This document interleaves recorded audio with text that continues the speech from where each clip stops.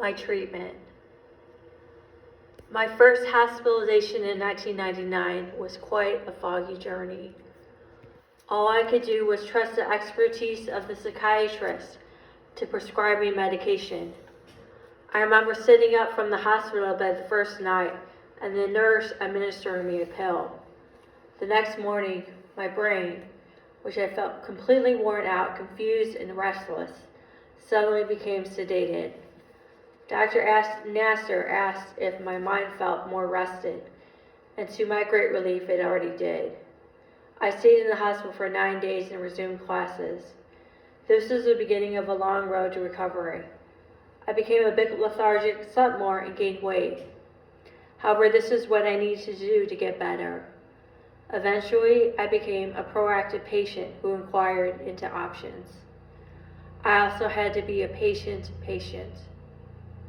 I understood that tweaking medications or letting the long-term effects of the medications to take their proper course took at least weeks or months. I met with a university counselor once a week to sort out my coping with my life.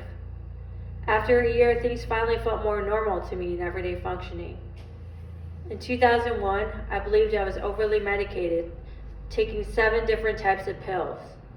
I had acute psychosis. The medications might have triggered my OCD anxiety attacks.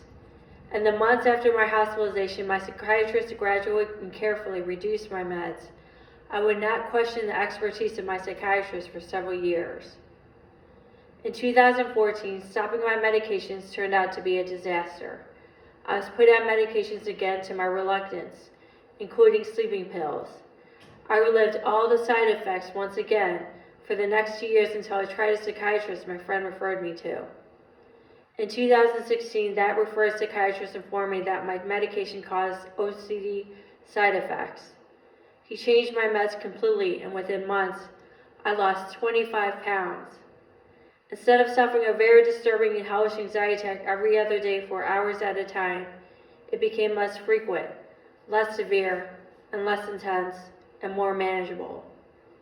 In 2019, my psychiatrist switched me to a different medication to ensure a best possible healthy pregnancy. I wanted to be a mother. It turns out that this measure benefited me for 7 months because during that time I became asymptomatic on only 1 med.